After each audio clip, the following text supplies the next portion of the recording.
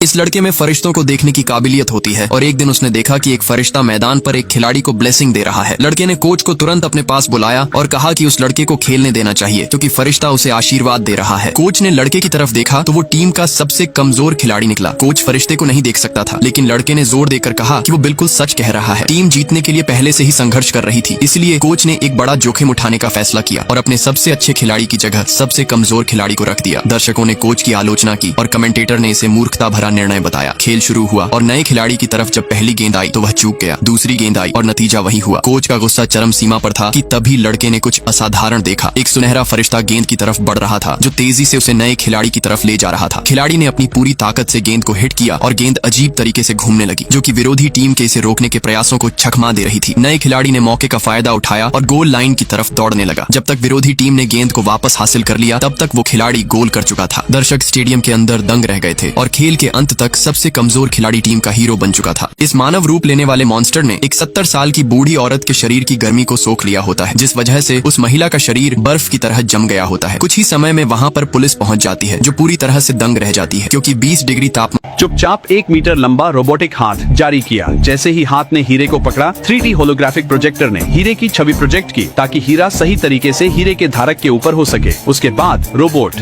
तेजी से अपनी भुजा खींच ली और हीरे को अपनी थैली में छुपा लिया और चुपचाप उसी रास्ते से लौट आया। उसी समय पुलिस वाला संग्रहालय में एक और प्रदर्शन मामले के सामने खड़ा था। उसे लगा कि चोर इस सोने की नेकलेस जो 250 मिलियन की है चुराने आएगा, लेकिन वे आधे घंटे से इंतजार कर रहे थे, लेकिन उन्होंने चोर को हार चुराते हुए नहीं देखा। जब वह सोच रहे थे कि क्या हो रहा है तो संग्रहालय के प्रमुख ने पुलिस को बताया 200 मिलियन मूल्य के हार के हीरे अलग से निकालकर एक प्रदर्शनी में भेजे जा चुके थे। पुलिसकर्मी हैरान थे। उन्हें तुरंत एहसास हुआ चोर का असली निशाना 200 मिलियन का हीरा था। वे चोर की चाल में फंस गए हैं। तो पुलिस वाले ने जल्दी से अपनी कार को संग्रहालय प्रदर्शनी की ओर दौड़ाया। उसी समय उसने आदेश दिया, उसके साथियों को प्रदर्शनी के सभी रास्ते बंद करने को कह दिया। टीम के मोटरबाइक से म्यूजियम पहुंचने तक चोर पहले ही हीरे चुरा चुका था। उसने हीरे लेकर खुद को एक बूढ़े व्यक्ति के रूप में छुपा लिया। मान होने पर भी उस महिला का शरीर एक बर्फ के पुतले में बदल गया होता है। बाद में पुलिस उसकी बेटी से पूछताछ करती है, जो बताती है कि थोड़ी देर पहले ही उसने अपनी माँ को कॉल किया था, लेकिन बात करते वक्त दरवाजे पर अचानक कोई अजनबी आ गया था जो ठंड के कारण बुरी तरह से कांप रहा था। मम्मी उसे मदद करना चाह रही थी, लेकिन मैंने उन्हें दरवाजा खोलने से सख्त मना कर दिया और वो आदमी गुस्सा करके वहाँ से चला गया था। महिला को लगा था कि वो अब वापस नहीं आएगा, लेकिन अचानक वो पिछला दरवाजा तोड़कर अंदर घुस जाता है और बूढ़ी महिला पर हमला बोल देता है। कुछ ही देर में पुलिस उस कातिल को ढूंढ निकालती है जो जंगल के अंदर ठंड के मारे ठिठुर रहा होता है। असल में वो जीव एक अजीब तरह के मॉन्स्टर होते हैं जो सर्दी के मौसम में इंसानों की हीट ऑब्जर्व करके सरवाइव करते हैं, जिस वजह से वे भोले भाले लोगों को निशाना बनाकर उनके शरीर की सारी हीट को ऑब्जर्व कर लेते हैं। शहर में अचानक कई सारे लोगों की मौतें होने लग जाती है जिनके शरीर ठंड के कारण जम गए होते हैं। तभी पुलिस एक खुफिया जगह पर पहुंचती है जहां पर ढेर सारे मॉन्स्टर एक गर्म जगह पर सो रहे होते हैं। इस भालू के बटन दबाते ही उसके ऊपर कपड़ों का एक ढेर गिर पड़ता है। फिर वो जल्दी से उन कपड़ों को वॉशिंग मशीन में डाल देता है, लेकिन जाने से पहले अचानक उसे याद आता है कि उससे कुछ गड़बड़ हो चुकी है क्योंकि गलती से उसने लाल मोजे को भी अंदर डाल दिया होता है। भालू दौड़कर दरवाजा खोलने के लिए जाता है, लेकिन गलती से उसका हैंडल टूट जाता है और थोड़ी ही देर में सब कुछ एकदम लाल हो जाता है। जेल के अंदर सभी कैदियों को लाल कपड़े पहनने पड़ते हैं, जिस वजह से वे भालू को गुस्से की नजर से देख रहे होते हैं। भालू उन्हें नजरअंदाज कर देता है और खाना खाने। जब पद्दू के पिताजी बोले कि वह अपनी बेटी की शादी एक किसान लड़के से कराएंगे, ना कि एक शराबी से, तब लिंगा ने बताया कि वह भी एक किसान का बेटा है और उसके पास भी 2 एकड़ की जमीन है। जिस पर पद्दू के पिताजी बोले, तेरे पास कहाँ है? वह जमीन तो जमींदार के पास है। मगर लिंगा ने कहा कि अगर मैं अपनी जमीन को जमींदार से छुड़ा कर लाया तो क्या आप मेरी शादी पद्दू से कराएंगे? जिस पर पद्दू के पिताजी बोले, अगर ऐसा हुआ तो मैं तुम्हारी शादी पद्दू से जरूर कराऊंगा। ये सुनकर लिंगा यहाँ से चला गया। उसके जाते ही पद्दू के पिताजी ने पद्दू के माँ से बोला कि पद्दू को कहो कि वह इस लड़के को भूल जाए। यह सुनकर पद्दू गुस्से से घर के अंदर चली गई। अगले दिन लिंगा गांव के कुछ लोगों को अपने साथ लेकर जमींदार के घर आया और जमींदार से अपने खेतों का कागजात मांगने लगा। जिस पर जमींदार ने बोला, आज से 53 साल पहले तुम्हारे दादा ने इस जमीन को मेरे पास गिरवी रखा था और तुम्हारे दादा भी ऊपर चले गए और तुम्हारा बाप भी। अगर तुम्हें इस जमीन के कागजात चाहिए तो तुम्हें पहले 10 साल का ब्याज भरना होगा। जिस पर लिंगा ने बोला, वैसे देखा जाए तो आपकी ब्याज हमने कब का चुका दिया है। मेरे दादाजी और पिताजी और मैं, हम तीनों ने आज तक उस जमीन का ब्याज भरते ही आए हैं, इसलिए आज आपको उस जमीन के कागजात मुझे देना ही पड़ेगा। में व्यस्त हो जाता है, लेकिन कैदी उसे सबक सिखाने के लिए रसोइये के पास जाकर खाना लाने का आदेश देते हैं। भालू उठकर जाता है और केचप को पकड़ते ही गलती से उसे रसोइये पर गिरा देता है। भालू उसे पोंछने की भी कोशिश करता है, लेकिन वो और भी ज्यादा गंदा हो जाता है। भालू पलटकर मदद मांगने की कोशिश करता है, लेकिन रसोइया गुस्से में उसे ऊपर उठा लेता है कि तभी भालू उसके मुंह में सैंडविच ठूंस देता है। रसोइये के अचानक एक्सप्रेशन बदल जाते हैं क्योंकि उसे यकीन नहीं हो रहा था कि भालू इतना बेहतरीन खाना बना सकता है। आदमी सैंडविच के स्वाद से अभिभूत रह जाता है। है और घोषणा करता है कि भालू आज से उसका आदमी है और इस जेल में किसी को भी उसे धमकाने की इजाजत नहीं है।